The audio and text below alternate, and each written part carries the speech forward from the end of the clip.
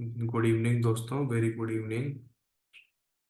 भी हमारे गेस्ट आ जाए तो स्टार्ट करें अच्छे से। तो देखिए दोस्तों, तब तक मैं क्वेश्चन आपको डिस्कस करवाता हूँ, जिसमें आप देखिए कि ये क्वेश्चन पूछा गया है कि आपको कौन सा एंकर पसंद है। या तो ये क्वेश्चन जो कि 2017 में आया। दूसरा, 2018 में क्वेश्चन पूछा गया, टीवी पत्रकार में से कौन सा, मतलब कौन से गुण होने चाहिए। पसंदीदा एंकर के बारे में, पसंदीदा एंकर की विशेषताओं के बारे में। तो कुल मिला के आप ये कह सकते हैं कि एंकर को लेकर क्वेश्चन पूछा जा रहा है, जिसमें आपको ये पता होना चाहिए कि आपका फेवरेट एंकर आपको बताना है, और उसके अंदर कौन सी मेरिट्स होनी चाहिए, जो होनी ही चाहिए, और या फिर आपको कौन सी मेरिट उसके अंदर नजर आती है, या एंकर क्यों पसंद है, उसका कारण क्या है। तो चार क्वेश्चन मैंने आपको प्रीवियस ईयर पेपर्स में से निकाल के एक जगह इकट्ठा करके दिए हैं। तो आप ये समझ सकते हैं कि ये काफी इंपॉर्टेंट क्वेश्चन है। अब आप देखिए कि मैंने चैट बॉक्स में इसका इंट्रो थोड़ा सा अभी लिख रहा था मैं कुछ देर पहले। तो आप स्टार्ट कर सकते हैं कि मेरा कोई एक ही पसंदीदा एंकर नहीं है, क्योंकि मैं समझता हूं या मानता हूं कि कि एक ही एंकर के प्रति ज्यादा लगाव होने की वजह से आप अपनी विचारधारा को बांध सकते हैं, या फिर आप न्यूट्रल रहने की पॉसिबिलिटी आपकी कम हो जाती है। तो कुछ इस तरह का स्टार्ट आप कर सकते हैं कि मेरे को बहुत सारे एंकर पसंद है, या ऐसा कह सकते हैं कि केवल एक ही एंकर पसंद नहीं है, बहुत सारे एंकर पसंद है। तो एक चीज आप यहाँ भी ध्यान रखें कि रिपीटेशन कम हो, या तो ये लिखें कि मेरा कोई एक ही पसंदीदा एंकर नहीं है, यानी कि मेरे को बहुत सारे एंकर्स पसंद है। तो अब ये दो अलग अलग वाक्य लिखने से कोई फायदा नहीं है। जितने कम शब्दों में जितनी ज्यादा बातें निकल के आएगी, उतना ज्यादा मार्क्स मिलेंगे। क्योंकि आप 1.5 घंटे के एग्जाम में ज्यादा वर्ड्स नहीं लिख सकते, चाहे या जामिया आपको ये कहे कि पर क्वेश्चन का आंसर जो है 500 वर्ड में देना है। ये पिछले साल कहा था पेपर में, लेकिन ये पॉसिबल नहीं है। 1.5 घंटे के एग्जाम में लिमिटेड वर्ड्स लिख सकते हैं, और जितने कम शब्दों में जितना ज्यादा लिखेंगे, जिसे कहते हैं गागर में सागर भरना, है ना, कम शब्दों में ज्यादा बातें निकल के आनी वाली जो ट्रिक है, वो अगर आप सीख गए तो आपको इसमें ज्यादा अच्छे से मिल पाएगा। तो वात्सल्य जी आ गए क्या, फ्री होके? जी। Good evening sir. Good evening, good evening. क्या हाल है जामिया में आपके? बढ़िया है सर, बस आप नहीं आए मिलने। अच्छा अच्छा अच्छा। नहीं, वाह वात्सल्य जी, पीपीटी बना के लाए हैं क्या? पीडीएफ देंगे या फिर स्क्रीन शेयरिंग करेंगे? सर मैं सर मैं स्क्रीन स्क्रीन शेयर कर दूंगा। ये डबल वॉइस कैसे आ रही है, क्या सिस्टम कर रखा आपने जामिया के बारे में? सबसे पहले तो जानना चाहते हैं आप? बिल्कुल। बहुत बहुत जी, बहुत बहुत शुक्रिया सर, आपने यहाँ बुलाया। जी। और आप ही की मेहरबानी और मार्गदर्शन था जो मैं इस लायक हो पाया कि मैं अब आने वाले वर्ष में जो प्रिपरेशन कर रहे हैं एस्पिरेंट हैं उनको गाइड कर पा रहा हूँ या फिर कुछ भी कह पा रहा हूँ। क्योंकि मैं भी पिछले साल बहुत ज्यादा एंजाइटी में था, बहुत ज्यादा परेशान था, लेकिन सर आपकी गाइडेंस ने एकदम से पूरा एंट्रेंस ही क्लियर करवा दिया सर। क्या बात है। और बताइए, जामिया किस तरह का लगा आपको? क्या एक्सपीरियंस रहा आपका जामिया में रहते हुए? और जामिया में रहते हुए अभी लगभग 9 महीने हो गए हैं। तो सर हम्म। बेहद शानदार अनुभव रहा है, जो मतलब जिस लिए जामिया फेमस है। तो बेसिकली जामिया में माहौल है सर, जिसकी बात होती रही है हमेशा कि क्या है यहाँ की पढ़ाई, प्लेसमेंट, प्रैक्टिकल्स। मतलब हमारे जो एमए मास मीडिया का कोर्स है सर, इसको लेकर बहुत ज्यादा भ्रांतियां रहती है स्टार्टिंग से ही कि आपका ये प्लेसमेंट नहीं होगा या फिर प्रैक्टिकल नहीं होगा, थ्योरी कोर्स है जो भी है। लेकिन सर ओवरऑल देखा जाए तो बहुत शानदार कोर्स है। और जामिया एक आप अपने में बहुत बड़ा नाम है सर देश में। तो मैं तो बहुत ज्यादा सेटिस्फाइड हूँ सर। मुझे मुझे ये लगता है, देखो, कि जो हिंदी मीडियम के स्टूडेंट्स होते हैं ना, उनको एक बड़ी यूनिवर्सिटी में अच्छा कोर्स बहुत मुश्किल से मिल पाता। आप मेरे को बताओ कि हिंदी के अंदर, कोई हिंदी डिपार्टमेंट के अंदर एमए मास मीडिया नाम का कोर्स कहीं भी किसी यूनिवर्सिटी में आप मेरे को बताओ कि होता हो, केवल जी सर। हिंदी जी सर, डिपार्टमेंट में। खासकर हिंदी के लिए, जिनके लिए जो मतलब अच्छा अपना करियर बनाना चाहते हैं, जो अच्छी पढ़ाई चाहते हैं, अगर उनके लिए बैरियर बन रही है केवल इंग्लिश लैंग्वेज, तो हम्म। सर उनसे अच्छा एमए मास मीडिया से अच्छा कोर्स उनके लिए मेरे हिसाब से कुछ नहीं होगा सर। क्योंकि जिसके लिए इंग्लिश बैरियर है, इंग्लिश जिससे आती है वो तो देश की हम्म। किसी भी यूनिवर्सिटी में कोई भी कोर्स कर सकता है सर। इंग्लिश हम्म। के लिए बहुत ऑप्शन है, लेकिन हिंदी के लिए जो एमए मास बिल्कुल। मीडिया देता है सर, ये और कहीं नहीं मिलेगा बिल्कुल। मेरे हिसाब से। तो और जी आप क्या सर। कहना चाहते हैं, बताइए जामिया के बारे में, जो भी आप कहना चाहें। सर जामिया का ओवरऑल एक्सपीरियंस बहुत बढ़िया रहा है मेरा। और बाकी बातें करें तो जैसे कि प्लेसमेंट की बात है, तो सर प्लेसमेंट यहाँ का फर्स्ट बैच, हम लोग कभी थर्ड बैच में है। हम्म। और इससे पहले दो बैच और निकल चुके हैं, तो सर 99% के अबव प्लेसमेंट था। हम्म। और प्लेसमेंट की और बात करें तो सर इतना कांटेक्ट दे देता है जामिया, यहाँ इतने बाहर से इंडस्ट्री से पढ़ाने के लिए एक्सपर्ट आते हैं सर, कि उनके थ्रू ही यहाँ प्लेसमेंट, किसी भी कोर्स में प्लेसमेंट की कोई दिक्कत नहीं होती है सर। अभी बात करूँ लास्ट ईयर, अभी प्रेजेंट ईयर टीवीजे डिप्लोमा का जो कोर्स था 23-24 का, तो सर हम्म। इसके लिए भी और हमारे एमए मास मीडिया के सीनियर्स के लिए भी जो प्लेसमेंट के लिए एबीपी आई थी, उनके हम्म। पास लगभग 50 पोस्ट थे सर। 63 लोगों ने हम्म। एप्लीकेशन पे मतलब एप्लीकेशन डाला, और फिर वहाँ एग्जाम देने के लिए गए थे। तो सर करीब 15 लोग सेलेक्ट हुए थे, जिसमें से 3 लोग फाइनल राउंड के लिए, जिनको अपॉइंटमेंट लेटर मिल रहा है सर। हम्म। ठीक है, तो वात्सल्य जी सर कहीं बाहर प्लेसमेंट की तो बात चले अगर मैं गए? कहूँ कि अगर जी, अगर सर प्लेसमेंट की बात कहूँ तो मतलब देखा जाए तो प्लेसमेंट, अगर आपके अंदर गट्स है तो प्लेसमेंट जरूर मिलेगा सर।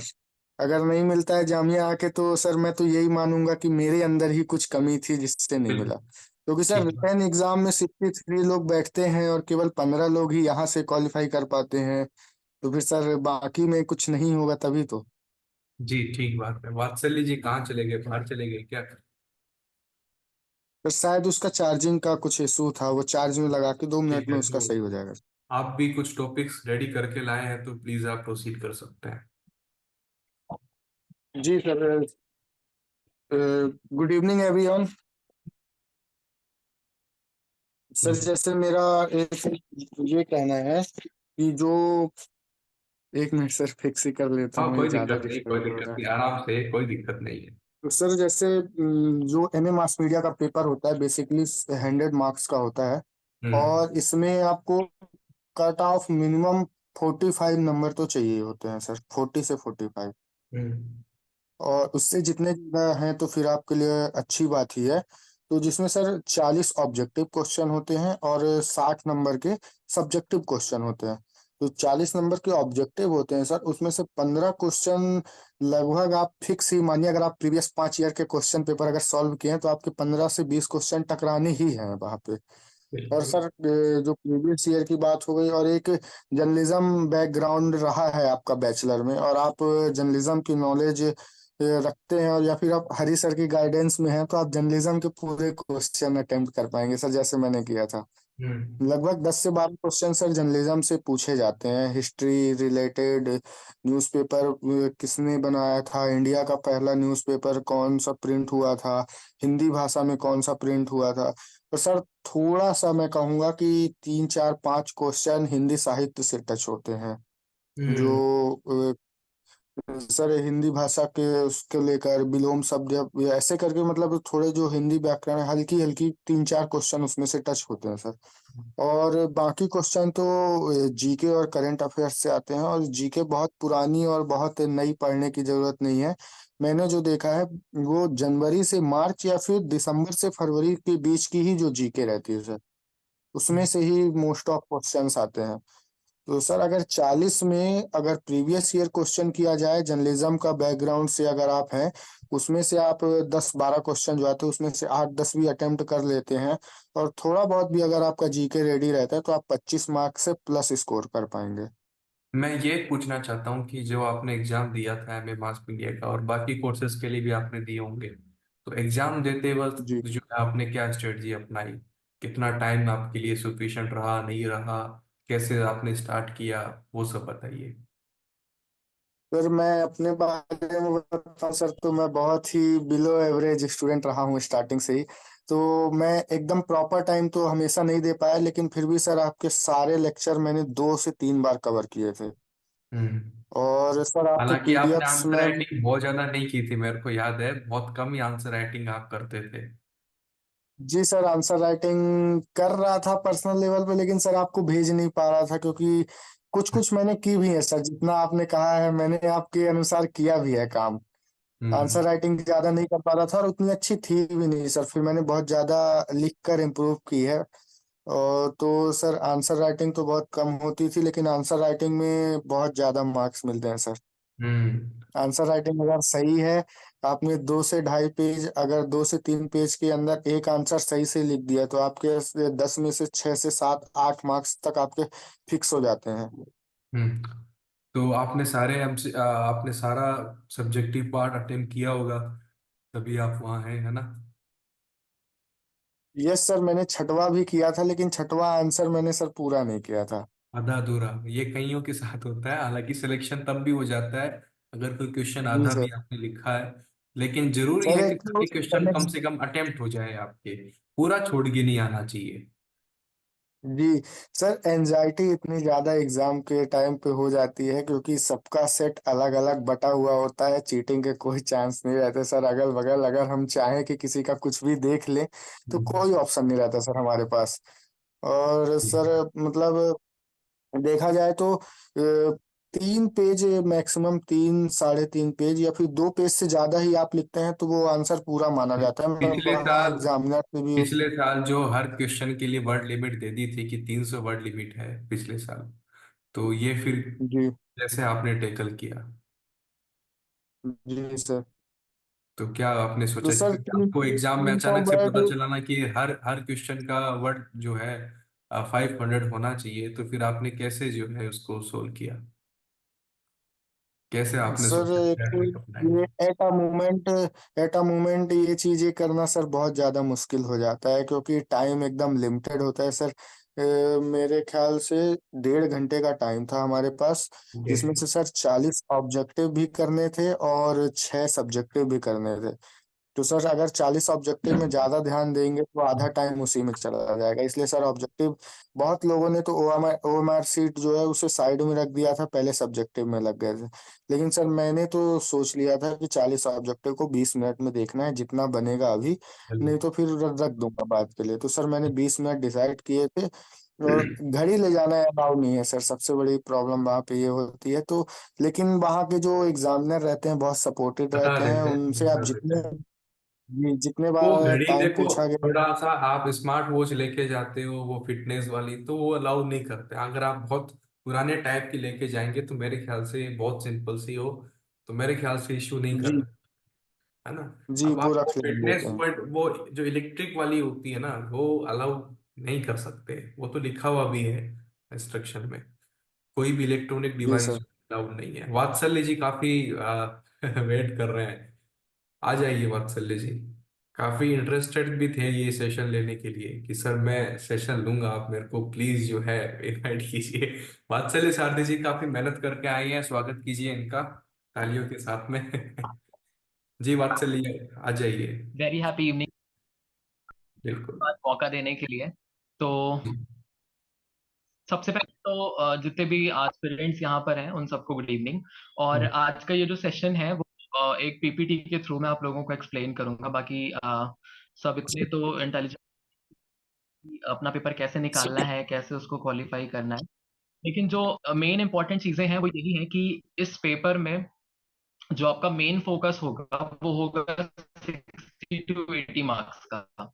आपको जो मल्टीपल चॉइस के क्वेश्चन हैं वो पूरे करने हैं, और उसके बाद जो रिटन पार्ट है उसमें एक भी आंसर नहीं छोड़ना है। जैसा अभी तरुण बता भी रहे थे कि जो रिटन वाले क्वेश्चन है कुछ लोग उसको पहले का लास्ट में ही रखा हुआ था। तो अब अगर हम बात करें कि किस तरीके के क्वेश्चन आते हैं, तो ये सब सर ने भी एक्सप्लेन किया और काफी चीजें ये काफी दिनों से ये चल भी रहा है। लेकिन मैं आज आपको बताऊंगा कि क्वेश्चन को टैकल कैसे करना है। मेरी वॉइस क्लियर आ रही है? बिल्कुल क्लियर है, कोई हाँ दिक्कत भाई। नहीं है। आप थोड़ा सा नेटवर्क का शायद आपके साथ इशू होगा मेरे ख्याल से, लेकिन आप कंटिन्यू कीजिए, कोई इशू नहीं है। टाइम कम होने के कारण क्या होता है कि हमारे पास एक आई थिंक 1.5 आवर में ही सब करना होता है। लेकिन मैंने एक थोड़ी सी दिमाग लगाया था कि ये जो साक्षात्कार वाले सवाल होते हैं, इनको अगर आप ब्लैक पेन से एक प्रश्न डाल के प्रश्न लिखें और उसके बाद उसका उत्तर लिखें। ऐसा मैंने किया था, किसी ने नहीं किया होगा या फिर किसी की राय इस पे अलग होगी। लेकिन मैंने क्या किया था, मैंने एक साक्षात्कार, जैसे मेरा पहला सवाल ही था कि शिक्षा मंत्री के साथ आपको एक इंटरव्यू लिखना है, साक्षात्कार लिखना है। तो उसके अंदर मैंने ब्लैक पेन से ऊपर लिखा हुआ था सवाल और उसके बाद ब्लू पेन से उसका आंसर, फिर ब्लैक पेन से सवाल, फिर ब्लू पेन से आंसर। तो इस तरीके से 3 से 4 सवाल मैंने लिखे थे। I think national education policy के ऊपर था वो, कि नेशनल एजुकेशन पॉलिसी का क्या बेनिफिशियल है, शिक्षा मंत्री से आपको इसके बारे में पूछना है। यही आई थिंक पहला क्वेश्चन था। तो इसके बारे में भी मैंने इसी तरीके से लिखा था कि पहले हम प्रश्न लिखेंगे, ब्लैक पेन से लिखिएगा। देखिए जितना ज्यादा ना चीजों को डेकोरेटिव बनाते हैं, इन द सेंस सजाना नहीं है, लेकिन ऐसे लगे कि ब्लैक पेन से हमें साफ साफ प्रश्न दिख जाएगा और नीले पेन से हमें आंसर दिख जाएगा, तो सामने वाले को ना अगर पढ़ेगा भी नहीं वो, तो एक जहन में उसके ये आ जाएगा कि नहीं ये क्वेश्चन है, ये आंसर है। वो क्वेश्चन पढ़ेगा, हाँ ये क्वेश्चन है, ये आंसर है, तो वो उसको समझ में आ जाएगा। तो कहीं ना कहीं ये सारी चीजें थी जो काफी हेल्पफुल थी। और उसके बाद अगर साक्षात्कार की बात करें, एक इंटरनेशनल रिलेशन का भी क्वेश्चन था आई थिंक, कि चाइना से हमारे संबंध कैसे चल रहे हैं, इस पर एक समीक्षा लिखनी है। तो अगर आपको समीक्षा लिखनी हो तो आप डिफरेंस में करके भी उसका आंसर लिख सकते हैं, हालांकि मैंने वो छोड़ दिया था। तो ये 3 तरीके के क्वेश्चन मैंने आपको बताए हैं कि अगर आपके फेवरेट जर्नलिस्ट का सवाल आता है तो उसको कैसे करना है, फेवरेट शो का आता है उसको कैसे करना है, साक्षात्कार कैसे करना है। साक्षात्कार के 2 प्रश्न होते हैं, पहला किसी मंत्री के साथ और दूसरा किसी शख्सियत के साथ कि जो आपको अच्छी लगे। तो मैंने जावेद साहब का एक इंटरव्यू देखा था, तो मैंने वही मेरे जहन में था, मैंने वही लिख दिया था तो लास्ट में। तो इस तरीके से आप उसको लिख सकते हैं। थोड़ा सा प्लेन पेपर पे लिखने की हैबिट बना लीजिएगा, क्योंकि वो जो पेपर आंसर शीट आपको मिलती है ना, वो प्लेन पेपर की रहती है। तो लाइन अगर तिरछी मिर्ची हो जाएगी तो वो चीजें अच्छी नहीं लगती हैं। एक बार अगर आपकी आंसर राइटिंग कॉपी कोई खोलेगा तो उसको लग जाए कि नहीं he is a good aspirant या फिर she is a good aspirant. तो ये सारी चीजें हैं। बाकी रही बात जामिया की, तो क्या ही कहना। एक लास्ट मेरी अगर आप स्लाइड लगा देंगे तो उससे मैं थोड़ा एक्सप्लेन कर दूंगा कि इन्विजिलेटर बहुत अच्छे होते हैं। इवन जब वो मेरी कॉपी में साइन करने भी आ रहे थे तो उन्होंने बोला था कि आपकी राइटिंग बहुत अच्छी, मतलब यूजुअली एवरीथिंग इज फाइन। उनका जो तरीका है वो बात हर चीज अच्छी है और इसमें कोई प्रॉब्लम नहीं होती है। एक लास्ट स्लाइड सर आप लगा दीजिए। हाँ, अब मैं आपसे रिक्वेस्ट करूंगा कि जो भी आपके क्वेश्चन हो ना वो सर को बता दीजिए या फिर अपने माइक ओपन कर दीजिए, तो मैं और तरुण क्वेश्चन की। हाँ सॉरी, हाँ आवाज आ रही है मेरी बिल्कुल। आपको? और कोई दिक्कत नहीं, कोई दिक्कत नहीं, अभी बता दीजिए। कोई किसी के जो भी क्वेश्चन आवाज है। आ रही बिल्कुल आवाज आ रही है अभी आपकी, कोई है? दिक्कत नहीं। जो आपके क्वेश्चन है वो आप क्वेश्चन जो आपके यहाँ बता दीजिए, हम और तरुण उसको सॉल्व कर देंगे। एक लास्ट शीट। तो कुछ हमारे एमिनेंट पर्सनालिटीज हैं, फैकल्टी के टीचर हैं जो आते हैं और उनके साथ हमारा एक इंटरेक्शन होता है। जब आप क्लास लेने आएंगे तो आपके साथ आपको भी बिल्कुल ही ये फैकल्टीज पढ़ाएंगी। कोई सवाल हो तो बिल्कुल बताइए। आपके हेमंत जोशी भी आ रखे हैं ना? आते हैं क्या हाँ जामिया? देखिए, हेमंत जोशी पहली हमारे तस्वीर में कोर्स शादाब डायरेक्टर। मोदी। वो हमारे कोर्स हाँ, क्विंट डायरेक्टर। के हाँ क्विंट के वो टीचर वो है, आई थिंक एसोसिएट एडिटर हैं। और उसके बाद ये हेमंत फ्रेंच जोशी भाषा सर के हैं। बहुत ही उसके बाद जानकार अहमद व्यक्ति अजीम हैं। सर हैं, ये ग्रीन क्रोमा वाले, ये पीआरओ हैं जामिया के। मिहिर सर। अच्छा। और मिहिर गौतम सर हैं, न्यू एनडीटीवी में न्यूज एडिटर हैं। और ये बीच में आपको इंडिया टीवी के एसोसिएट एडिटर हैं दिनेश कांडपाल सर। ये भयंकर होने वाला है, लग जाइए अच्छे से, सबका हो जाएगा। आवाज कटने लग गई सर आपकी। एग्जीक्यूटिव एडिटर है शादाब सर। सवाल हो तो बता दीजिएगा। तो आप कोई दिक्कत नहीं। किसी के कोई सवाल होंगे तो बिल्कुल बता एक तो नेगेटिव मार्किंग का पूछ रहे हैं, कितनी नेगेटिव मार्किंग होती है ना? तो नेगेटिव मार्किंग बताओ कितनी होती है। सर निगेटिव मार्किंग की बात अगर मैं करूं तो 0.25 निगेटिव मार्किंग होती है, 1/4 की होती है। मतलब अगर आपके सही है तो 1 नंबर आपके, अगर गलत है तो फिर 0.5 माइनस हो जाएंगे। ये कह रहे हैं कि और अभी आपका सर प्लेस। हाँ, अभी ये कह रहे हैं कि आपके प्लेसमेंट का क्या हाल है, ये पूछ रहे हैं डायरेक्टली। कि आपका हुआ कि नहीं नहीं, हुआ। हम लोग एबीपी में इंटरव्यू देकर आए हैं। हम्म। हम लोग एबीपी में इंटरव्यू देकर आए हैं, हम लोगों की फाइनल कॉल हो चुकी है। क्लास टाइम में वहां से कॉल आ जाएगी, तो आप सबके आशीर्वाद से प्लेस भी हो जाएंगे। बिल्कुल 100% होंगे, है ना? तो प्लेसमेंट की चिंता अभी मत कीजिए, अभी एग्जाम में कुछ दिन रहे हैं। ये जो 40 एक दिन मेरे ख्याल से दिख रहे हैं, हिंदी वाले कोर्सेज के लिए, वो कब चुटकी भर में निकल जाएंगे आपको पता नहीं चलेगा, और लास्ट के 5 दिन बचेंगे उसमें इतना लगेगा कि सर अभी ये वाला क्वेश्चन भी रेडी नहीं है। तो एक एक क्वेश्चन को जो है ना रेडी करके चलो। जैसे कल मैंने पूरा डेडिकेटेड लेक्चर दिया था इंटरव्यू के ऊपर, आज मैं एंकर के जो मेरिट्स होते हैं उस पर मैंने थोड़ा बताया, पात्सले जी ने भी बताया। तो ऐसे करके एक एक क्वेश्चन को जो फिक्स है आमतौर पे आते रहते हैं, उन क्वेश्चन को रेडी करके चलो आप, जिससे लास्ट टाइम में आपके ऊपर बर्डन नहीं आएगा और सोचने का बहुत मौका मिलेगा। क्योंकि नेक्स्ट 40 डेज में आप कोई इंटरव्यू देखोगे तो आप उस नजरिए से देखोगे कि यार ये जामिया में अगर कोई ऐसा पूछ ले तो मैं ऐसा लिख दूंगा। आपके दिमाग में कुछ क्रिएटिविटी वाली जो है बात आएगी। जितना ज्यादा यूनिक तरीके से लिखने की कोशिश करेंगे उतने ज्यादा मार्क्स मिलेंगे। किसी को भी एकदम एज इट इज फॉलो मत कीजिए, एकदम खुद का आप दिमाग चलाइए ना कि मैं क्वेश्चन पूछ रहे हैं मेरे को आंसर देना है, आंसर वो ठीक है, लेकिन उसी आंसर को कितना क्रिएटिव वे में जितना आप क्रिएटिव वे में देंगे उतने ही ज्यादा आपको मार्क्स जो है मिलेंगे। ठीक है। सर क्वेश्चन आया है, मैं कॉमेंट सेक्शन पढ़ रहा था अभी, इसमें किसी ने पूछा कि सब्जेक्टिव क्वेश्चन में कितने शब्द लिखने हैं। ये आपके ऊपर है, अगर 250-300 शब्दों के हैं तो आप 2 पेज में आराम से लिख सकते हैं। अगर फैला फैला के लिखते हैं तो थोड़ा सा कोशिश करिएगा कि उसको थोड़ा शेप भी था कि क्या प्रोसेस रहता है। टाइम मैनेजमेंट यही है कि सबसे पहले अगर मेरी मानिए तो रिटर्न वाले जो एग्जामिनेशन है उसको पूरा कर लीजिए, लास्ट के आधे घंटे आप दीजिए एमसीक्यूज को।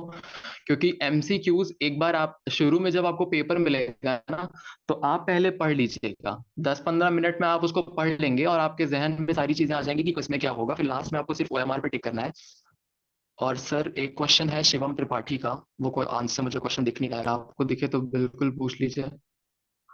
और एक पूछ रहे हैं कि इंटरव्यू का क्या सीन है। देखो, हिंदी डिपार्टमेंट के किसी भी कोर्स में कोई इंटरव्यू नहीं होता।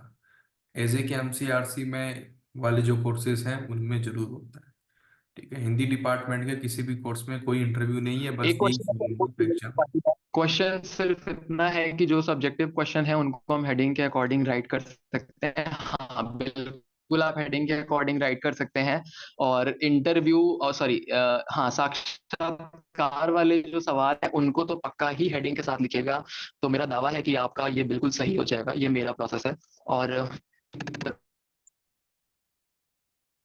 जामिया में या आप जिस एरिया में रहते हैं आपका नेटवर्क बड़ा खराब है ना? तरुण का तो सही पकड़ रहा है। वात्सल्य जी की जो सिम है वो कहीं ना कहीं गड़बड़ है यहाँ तो। सर हो सकता है वो ग्राउंड फ्लोर में रहते हैं और मैं टॉप फ्लोर में रहता हूँ। हम्म। नेट चलिए, प्रॉब्लम है, बाकी क्वेश्चन का आंसर। ठीक है। स्टेप मार्किंग होती है, किसी ने पूछा।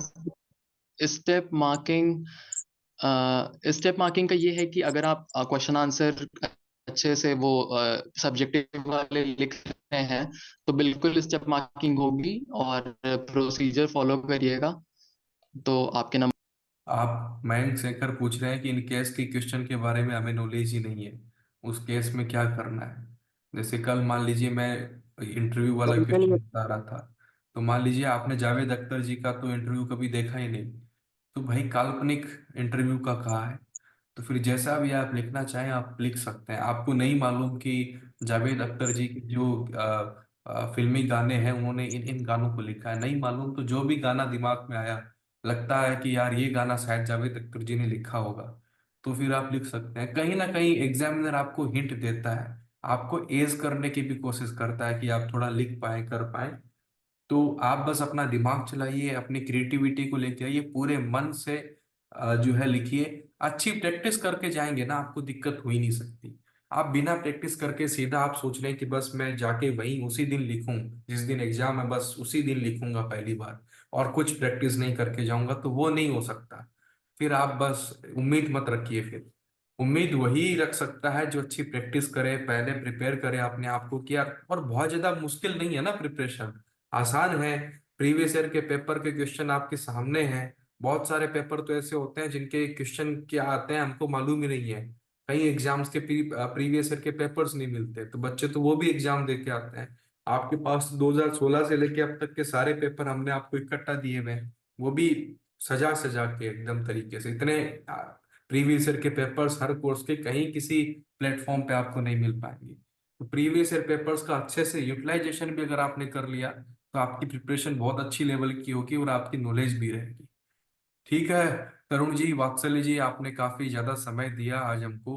ठीक है, और समय की सर कमी की मैं वजह से कहूँगा 5 मिनट और दीजिए सर। हमारे पास केवल 1 ही मिनट है, आप ये समझिए। तो एक सर मिनट एक नहीं मिनट होता। में मैं केवल इतना कहना चाहूंगा सर कि सब्जेक्टिव क्वेश्चन में 3 क्वेश्चन बहुत इंपॉर्टेंट रह जाते हैं जो हर साल टकराते ही हैं। एक हम्म। मूवी या बुक रिव्यू का क्वेश्चन सर, कुछ हम्म। ना कुछ इसमें से आता ही है सर। एक रिव्यू लिखने को, मूवी लिखने को आ जाए या बुक लिखने को आ जाए सर। हमारे टाइम पे तो और में आ गया था, बुक और मूवी आपकी चॉइस थी। और सर एक दूसरा क्वेश्चन रहता है कि जो आपका पसंदीदा न्यूज शो या फिर पसंदीदा पत्रकार है उसके बारे में लिखने को। हम्म। और सर एक तीसरा रहता है इंटरव्यू के बारे में। बाकी 2 क्वेश्चन के बारे में तो आपने मेंशन कर ही दिया सर। और जो रिव्यू वाला है सर, इसकी आपने बहुत अच्छी प्रिपरेशन कराई थी हमें सर। तो मैं यही कहूंगा सब्जेक्टिव में अगर आप 3-4 क्वेश्चन अपने डेडिकेशन के साथ, फुल प्रैक्टिस के साथ करके जाते हैं, और जो मैंने सेशन के स्टार्टिंग में ही बताया था 40 ऑब्जेक्टिव क्वेश्चन में आपको अधिक से अधिक गोल सेट करके अधिक से अधिक मार्क्स कैसे अचीव करने हैं। तो अगर आप प्रीवियस 5 ईयर के क्वेश्चन करके जाते हैं तो आपको 15 से 17 मार्क्स उधर हो जाते हैं। और अगर आप जर्नलिज्म के बारे में अच्छी नॉलेज रखते हैं तो 10-12 नंबर आपके वहां से हो जाते हैं। और अगर आप करंट अफेयर्स दिसंबर से फरवरी का रेडी करके जाते हैं तो 10-12 क्वेश्चन आपके वहां से अटेम्प्ट होते ही होते हैं। तो सर अगर आप बस इतना काम अगर कोई स्टूडेंट करके चले जाए तो वो बड़े मजे से एग्जाम क्रैक कर सकता है और बहुत इजी एग्जाम होता है सर। हम्म। चलिए मेरे और दोस्तों। सर एक बात ये कहूंगा कि बिल्कुल। सर टेंशन बहुत होता है एग्जाम के पहले, लेकिन सबसे कहूंगा बिल्कुल टेंशन फ्री होके जाइए। वहां पे जामिया मेट्रो से उतरेंगे, टुक टुक पकड़ के आपको जो गेट नंबर आपके एडमिट कार्ड में लिखा है आप सीधे उसी हम्म। गेट पे पहुंच जाइए। वहां से आपको जामिया के गार्ड, वहां का स्टाफ आपको गाइड करने लगेंगे आपको कहाँ जाना है। क्योंकि सर पहली बार मैं जा रहा तो बहुत ज्यादा टेंशन हो गई थी कि एग्जाम का टाइम भी है और पता नहीं है किस बिल्डिंग में होगा। सारा रोल नंबर वगैरह वहां लिखा होता है। हो सकता है कि हम्म। जो जूते जो होते हैं उनको बाहर उतरवा दिया जाता है सर कुछ। और हम्म। मैं बहुत डर गया था सर, फोन लेके नहीं गया था कि फोन की क्या व्यवस्था होगी। तो सर वहाँ का स्टाफ बहुत अच्छा होता है, उसी रूम में फोन साइलेंट करके एयरप्लेन मोड में डलवा के रख लेते हैं सर। तो किसी भी चीज की हम्म। कोई टेंशन नहीं होती है। मजे से एग्जाम दीजिए। बाकी आपने स्ट्रेटेजी देख ही ली है और हरी सर का गाइडेंस है ही। तो all the best all aspirants. Okay, thank you very much दोस्तों। टाइम हमारे पास एंड हो रहा है तो सेशन एंड करना होगा। थैंक यू वेरी मच तरुण जैन जी और वात्सल्य सारथी जी, आपका बहुत बहुत धन्यवाद समय देने के लिए। एस्पायरेंट्स का भी बहुत बहुत धन्यवाद हम पर विश्वास करने के लिए और इस सेशन से जुड़ने आपको भी के लिए। Thank you sir.